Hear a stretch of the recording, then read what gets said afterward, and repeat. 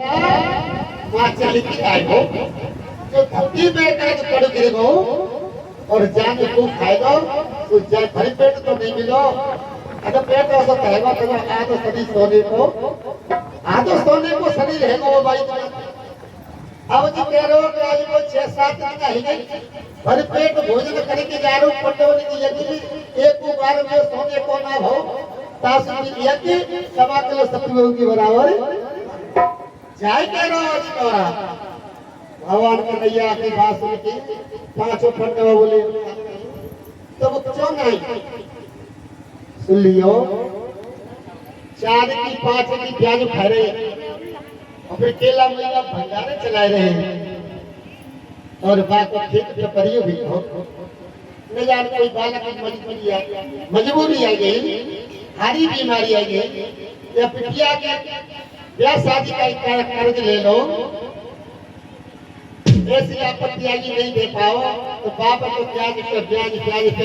सबर वापस ले लगवाई दो फिर केला में जाओ भंडारी करवाओ गेले में का कल्याण हो जाओ अरे ताके मुकुट बड़ा छीन लो रे और भित्तु भंडारे उतारो का हुए दो कुछ नहीं होने वाला है किसी के कारण पांडवों ने यज्ञ तो करी परिवार में लोग हंसते आओ पांडव का की नौकरी करेंगे तो नहीं गए अब नौकरी करें और तब की जन्म वो कौरव पांडव को लड़ाई होती उतरे कि नहीं कौरव कौन करते चौक धृतराज आ जाए तो बिना तो राजा छत्रपति आवे तो भयती बोले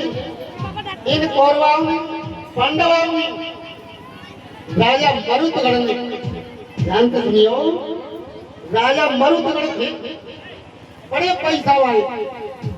बहुत पैसा वाले बड़े अच्छे विचार राजा मरुतगण ने यज्ञ करी तो जहां तक मैंने सुने तहां तक सब ऋषि महर्षि संत बुलाए और उनके भोजन के कालीन बड़े बड़े सुंदर सुंदर व्यंजन बनवाए पर पत्तल काय की बनवाई मालूम है सोने की कौआ सनैया पत्तल और वे पत्तल संतन के अंदर फंसी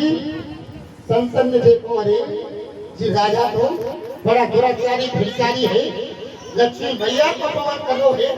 है सोने के पात्र में भोजन करावे को तो ऋषि ने आप क्रोध आके असरा बदलते सब चले गए कई पत्तल उठाओ राजा मरुतगण ने किया बताते तब आप पटीलो से बनो और पाजे के पंडवा खोल लाए पंडवा ले आए गए और बात यज्ञ करी तो भगवान कन्हैया ने कही कि सवा किलो की बरोबर तो मने कोई सत्कर्म करो ना कोई गुणनी ऐसा धर्म कर्म करो ना पूर्ण पसीना की कमाई ना वो सगे की यज्ञ करी है तब पंडवा ने फिर यज्ञ करी तो पकड़ सी एकता में को धन लगाओ भैयाओ तो कथा का चल रही सुपद ऋषि का कथा चल रही तो अब पांडवों ने बड़े विधि विधान की यज्ञ करी कि अब की कोई प्रभु नहीं करेंगे काऊ कहते एक रुपया नहीं देंगे अपने घर से यज्ञ करेंगे यज्ञ करी तो भगवान कन्हैया काऊ की चमक धाक लगाई दी हे पांडवों यज्ञ तभी संपन्न होगी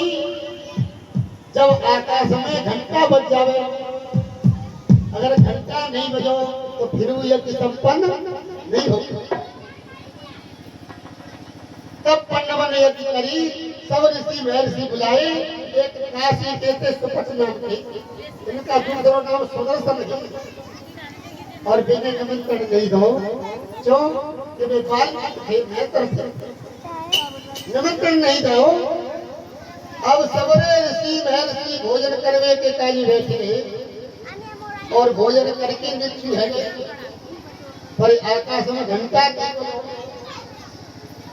ये बेचारा फिर चिंता भाई कि कन्हैया आकाश में घंटा तो बजो ही नहीं सोई कन्हैया मंदिर में घुसनाए और बोले कि हे भैया धर्म जा मैं कल साधु में भोजन ही ना करो सुन लेना वेद पुराण में कथा पड़ी पर बैराग चलो जाय के कानो जाय सुपत ऋषि को बैराग ले लो कि को जय मन गौतम भृगु कुलय वशिष्ठ अंगरा व्यास सुखदेव आदि सबने भोजन करे पर घंटा नहीं भयो सुपत के आने से घंटा सो लेकिन कारण क्या है जाय की ढूंढ करने का सुपत है तो है जब भाई करी तो करुणा में कैसे चले करे और के करुणा में तो करुणा में कोई द्वापर सदु कवि साहब क्या लोग नहीं आए है सत्युग में आए संत सुपर नामती कथा आगे आवेगी वो जन्म की कथा चलेगी और त्रेता में आए मनिंद्र नामती और द्वापर में आए करुणा में नामती और कलियुग में आए कबीर में चारों युग में आए तब बताई कि अगर एक ही संपन्न करवाऊं चाहते तो काशी में चले जाओ काशी को सुपत नाम को एक महात्मा है वो तुम्हारी एक ही राय तुम्हारी एक ही सफल है जारी की कथा तो सबने सुनिए सब कहते हैं तब बुलाए गए ये संपन्न भाई सदगुरु कवि साहब कह रहे हैं भैया तेईस सुपच जो पांडवों की एक संपन्न कराई ये उनके माता पिता थे को धर्मदास और आनंद भैया द्वापर युग में इनको नाम लक्ष्मी और नरहत पहला जन्म जम्बूद्वीप भारत खंड में हो चुको और यही दूसरे जन्म में परमात्मा की कृपा से फिर ब्राह्मण कुल में पैदा हुए दोनों संत ब्राह्मण कुल में पैदा हुए सतगुरु कहने लगे हे भैया इनके पिता को नाम कुलपति और माता को नाम महेश रखा गया देव योग फिर दोनों की शादी हुई इधर सुपच नाम के ऋषि सत्यलोक में जब आत्माएं पहुंची सदगुरु ने छाती पे लगायो 16 सूर्य का प्रकाश करो और कई बेटा ठहर जा बैठ जा सुपच बोले नहीं नहीं हे मालिक हे सच्चिदानंद सच्चिद आनंद देने वाले दाता सदगुरु बंदी छोड़ सबके पद में छुड़ाने वाले प्रभु गाते आने तब जावे वो तब बैठे तो मेरे माता पिता या सत्यलोक में आ जाएंगे तब सुपच की आत्माएं वहीं पर ठहर गई सतगुरु कवि साहब आए और चेतायो बालक बने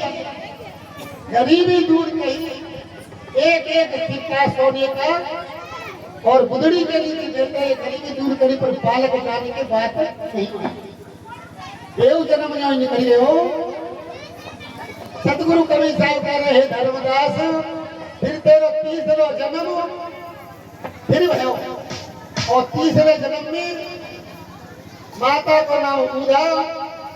पिता का नाम चंदन रखा गया तो चंद्र में पैदा है परमात्मा ने प्रिया करके एक बार नहीं जाइए तो मैं कहता हूँ अरे भैया कबीर भाइयों धन्य तुम्हारी काजी अब वही धर्मदास से कोई ना लेने जाओ और कब धर्मदास को आए तो जन्म हो बड़े बढ़िया कथा समझावे वो धर्मदास के संग आए तो कौन से कबीर आए जाते पहले कोई कितनी संग पैदा हुए कितने संग साथ आए देव तीसरा जन्म कराओ तब चौथा जन्म हो काशी में ये नीरू नीमा विख्यात है और सतगुरु प्रबंध के भुज पर प्रकट भाई नीरू नेमा लेके आई पर नीरू नेमा ने बात नहीं मानी यही धर्मदास फैमिली बात नहीं मानी सतगुरु कवि साहब की वे भी जन्म में ही निकल गए हो अब पांचवा जन्म को कहा मथुरा में रत्ना नाम के प्रसिद्ध हुए और सदगुरु मथुरा में जाएगी ज्ञान दो तब जितने बात मानी तब आरती चर्चा करायो और दोनों को अपनी भक्ति के द्वारा अपनी शक्ति के द्वारा सत्य लोक दिखायो तब जिनने बात मानी और तब जिनकी आत्मा सत्यलोक में पहुंची यही आकर के धर्मदास और आमनी भैया की प्रकट हुई कहा बांधव वैसे परिवार में कार्तिक को महीना कार्तिक की पूर्णों को और भाई तब जब पैदा हुए धर्मदास का जन्म क्या हो बांधव अंकुरी जीव थे मालिक ने सत्यलोक में भेजे कि जाकर के सब जीवन को चेतियो पर काल देवता ने और माया ने अपने बंधन में बांध ले और सत्य की भक्ति फिर भूल गए। कौन की सेवा कर रहे हैं? ठाकुर जी भारती भगवान कन्हैया की सेवा कर रहे हैं। एक भजन बुलाओगे अब कराने के खाने में आई पा रही है यहाँ से अब चलेगी